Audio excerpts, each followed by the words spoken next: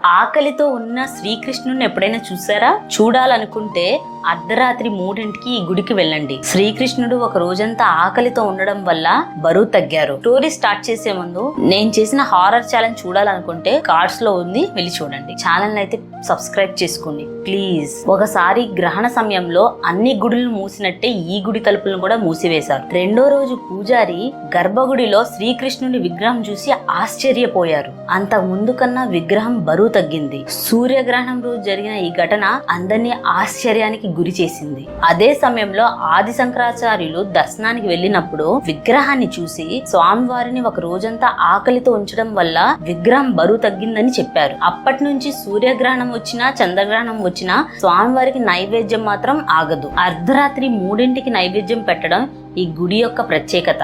ఇది కేరళలో తిరువరుపు అనే ప్రదేశంలో ఉంది. పూజారి గుడికి వెళ్లే ముందు తాళాలతో పాటు సుత్తిని కూడా తీసుకువెళ్తారు. పొరపాటున తాళాలతో తలుపులు తెరుచుకోకపోతే సుత్తితో పగలగొడతారు. యుద్ధం తర్వాత శ్రీకృష్ణుడికి చాలా ఆకలి వేసింది. అందుకే సమయానికి నైవేద్యం పెట్టడం ఈ గుడిలో తప్పనిసరి. ఒకవేళ సమయానికి నైవేద్యం పెట్టకపోతే విగ్రహం బరువు తగ్గుతుంది. ఈ విగ్రహానికి సంబంధించి చాలా కథలు ప్రచురితమయ్యాయి. అన్నిటికన్నా ప్రచురితమైన కథ స్వామి బిల్వమంగళ స్వామియార్. 1500 సంవత్సరాల క్రితం స్వామియార్ పడవలో ప్రయాణిస్తుండగా పడవ ఒక చోట ఆగిపోయింది. ఎంతసేపు ప్రయత్నించినా ఉపయోగం లేక స్వామియార్ ఆ నీటిలోకి దిగారు. వెంటనే నీరంతా ఇంకిపోయింది. దూరంలో 5 అడుగుల శ్రీకృష్ణుడు విగ్రహం కనిపించింది. ఆ విగ్రహాన్ని పట్టుకుని స్వామియార్ వేరే పడవలో ప్రయాణించారు. కొంతసేపు తర్వాత తిరువరుపు చేరుకుని ఆ విగ్రహాన్ని ఒక ఒడ్డున పెట్టి స్వామియార్ స్నానానికి వెళ్లారు. వెళ్లి వచ్చాక ఆ విగ్రహాన్ని లేపడానికి ప్రయత్నిస్తుండగా ఆ విగ్రహం ఇంచు కూడా కదలలేదు. ఈ ప్రదేశంలోనే శ్రీకృష్ణుని భవ్య మందిరం నిర్మించబడింది.